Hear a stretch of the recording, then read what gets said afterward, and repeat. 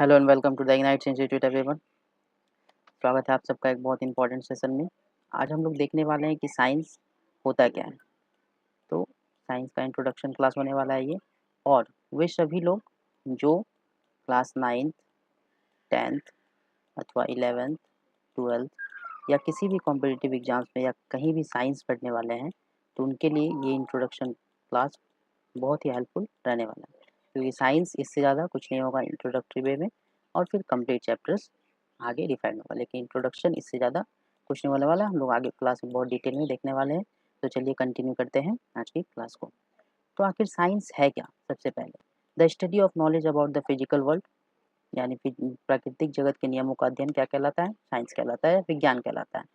आगे, अवलोकन, प्रयोग और साक्ष्य के माध्यम से प्राकृतिक दुनिया में समझने का व्यवस्थित प्रयास है। और ब्रह्मांड में किसी भी घटना को होने वाली जो घटनाओं से जो प्राप्त ज्ञान होता है, उसे ही हम लोग विज्ञान कहते हैं। और ये बहुत सारे प्रयोगों, अवलोकन, ऐसा नहीं कि सिर्फ मान लिए हाँ ऐसा कुछ हुआ वो विज्ञान है। यानी कि मिथ्य और विज्ञान में अंतर है। ठीक है, जब साइंटिफिक वे में प्रूव हो जाती है तब वो सत्य में बदलती है। फिर आते हैं साइंस। ये साइंस वर्ड का उत्पत्ति कब हुआ, कैसे हुआ? तो ये वर्ड लैटिन भाषा की साइंटिया शब्द से उत्पन्न हुआ है, जिसका अर्थ होता है नॉलेज, ज्ञान। इसलिए इसका नाम विज्ञान पड़ा है। आगे, जो विज्ञान है उसके जनक किन्हें माना जाता है? ऐसे यानी ऐसा कौन सा साइंटिस्ट जिसने विज्ञान में बहुत ज़्यादा वर्क किया है? तो गैलीलियो गैलीली को फादर ऑफ मॉडर्न साइंस माना जाता है, due to his scientific contribution in scientific methods and ground breaking discoveries in astronomy और फिजिक्स। उनके बहुत अच्छे योगदान के लिए उन्हें साइंस का जनक के रूप में नाम दिया गया। फिर क्लासिफिकेशन ऑफ साइंस, आगे देखेंगे विज्ञान को कितने प्रकार से वर्गीकृत किया जा सकता है। तो नेचुरल साइंस, पहला तो प्राकृतिक विज्ञान, जिसमें हम लोग मेन साइंस पढ़ते हैं, फिजिक्स, केमिस्ट्री एंड बायोलॉजी। फिर आगे बात करें तो सोशल साइंस। जी हाँ एवरीवन, सोशल साइंस भी ए पार्ट ऑफ साइंस है, क्योंकि सोशल के बारे में, समाज के बारे में विशेष ज्ञान को ही विज्ञान कहते हैं, लेकिन ये सामाजिक विज्ञान हो जाता है। तो आइए देखते हैं थोड़ा फिजिकल साइंस में क्या है। तो study of non living world, यानी कि निर्जीव चीज़ों का अध्ययन, जैसे मैटर, एनर्जी और उनके इंट्रैक्शंस को हम लोग फिजिक्स कहते हैं, भौतिकी कहते हैं। आगे फिर डिटेल में डिस्कस करेंगे आखिर भौतिकी है क्या। अर्थ साइंस, फिजिकल कंपोनेंट्स के अध्ययन को अर्थ साइंस कहते हैं। एस्ट्रोनॉमी, द सेलेस्टियल बॉडीज के अध्ययन को हम लोग एस्ट्रोनॉमी कहते हैं, जैसे कि आपके ब्रह्मांड की सारी चीज़ों को, आकाशगंगा के अध्ययन को हम लोग एस्ट्रोनॉमी कहते हैं। बायोलॉजिकल साइंस, जीवों के बारे में, स्वतः अपने शरीर के बारे में, लाइफ के बारे में अध्ययन को हम लोग बायोलॉजी कहते हैं, जो कि 2 पार्ट्स में डिवाइड हो जाता है, बॉटनी और जूलॉजी। इसको डिटेल में हम लोग आगे करने वाले हैं। आते हैं सोशल के बारे में, तो बता दिए अभी कि सामाजिक अध्ययन हम लोग का विज्ञान का ही पार्ट है, जिसमें हम लोग समाज के बारे में और गवर्नमेंट पॉलिसीज आदि के बारे में पढ़ते हैं, लेकिन हम लोग मेनली इसका डिस्कशन साइंस में नहीं करते हैं।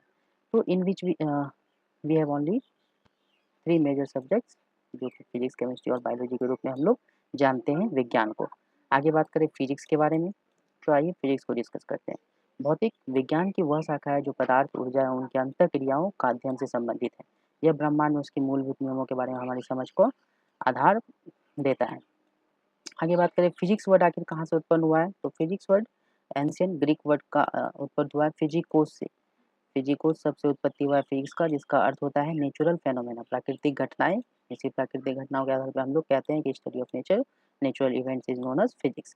आखिर भौतिकी के जनक किन्हें माना जाता है, तो आइजैक न्यूटन को फिजिक्स का जनक माना जाता है, क्योंकि उन्होंने न्यूटन्स लॉ ऑफ मोशन दिया था। और मोशन थ्योरी आपको पता है कि हर जगह काम करता है, और ग्रेविटेशन, जिसपे पूरी दुनिया का आधारभूत नियम चलता है। अल्बर्ट आइंस्टाइन, इसे भी consider the father of modern physics और मॉडर्न आधुनिक भौतिकी के जनक आइंस्टाइन को माना जाता है, क्योंकि उनका भी वर्क मैकेनिज्म बहुत ज़्यादा रहा है। फिर आते हैं हम लोग केमिस्ट्री पे। आखिर केमिस्ट्री क्या है, तो साइंस, रसायन विज्ञान, पदार्थ की गुणों, संरचना, प्राकृतिक प्रक्रियाओं, वैज्ञानिक अध्ययन को हम लोग केमिस्ट्री कहते हैं। और परमाणु, अणुओं से जटिल पदार्थ तक, यानी छोटे से कंपोनेंट से लेकर के बड़े से पदार्थों तक के अध्ययन को हम लोग केमिस्ट्री में देखने वाले हैं, जैसे अपने पर्यावरण के साथ कैसे बातचीत करते हैं, खुद से आप परस्पर कैसे अटैच रहते हैं।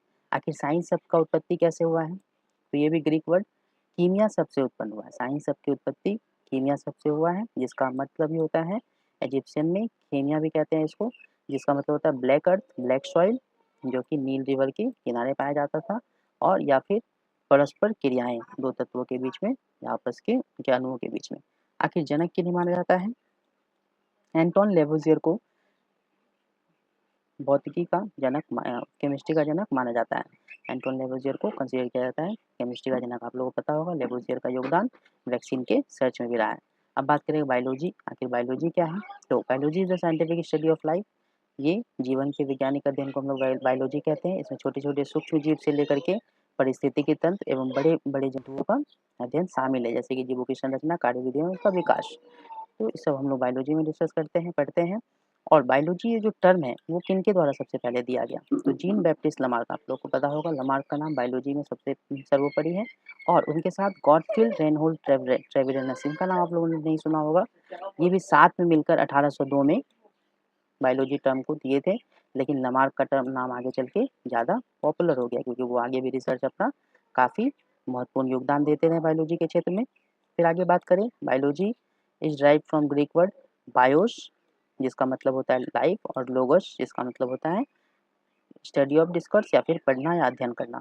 मतलब बायोलॉजी शब्द का निर्माण दो शब्दों से हुआ है, एक होता है बायोस, एक होता है लोगस, जिसका एक बायोस का अर्थ है लाइफ और लोगस का अर्थ है स्टडी। इसको हम लोग कम्प्लीटली देखना चाहें तो biology literally means the study of life, यानी कि जीवन के अध्ययन को हम लोग जीव विज्ञान कहते हैं। क्लासिफिकेशन ऑफ बायोलॉजी, आगे बायोलॉजी भी दो पार्ट में डिवाइड होता है।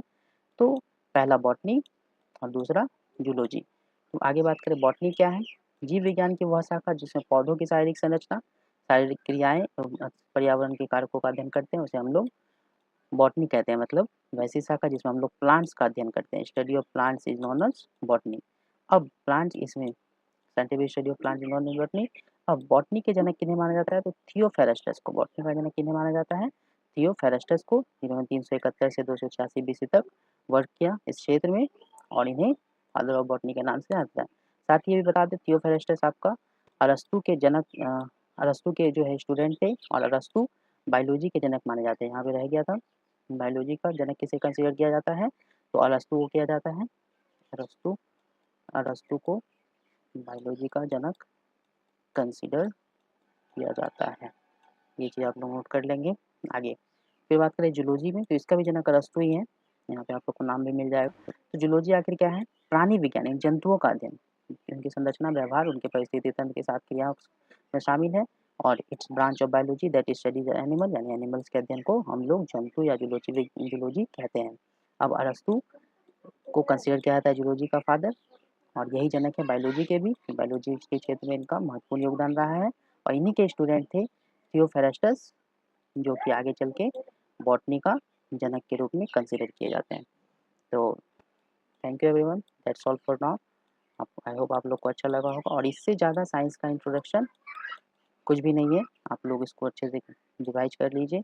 अगर साइंस कभी भी आप लोग स्टार्ट कर रहे हैं पढ़ना, तो ये आप लोग को जानकारी होना बहुत ही आवश्यक है। उसके बाद ही आपका क्लास वाइज जो भी सिलेबस होगा पर्टिकुलरली वो पढ़ना आपके सिलेबस के लिए जरूरी होगा। लेकिन इंट्रोडक्शन अगर आप जा रहे हैं साइंस का करने, तो इंट्रोडक्शन इतना ही है, आखिर विज्ञान क्या है, तो इतना ही है। आप अच्छे से इस क्लास को करेंगे। आई होप सभी को अच्छा लगा होगा, और इसी तरह का क्लासेस को करने के लिए आप हमसे जुड़े रहेंगे, चैनल को सब्सक्राइब करेंगे और लाइक कर देंगे। थैंक यू एवरीवन, मिलते हैं अगले क्लास में।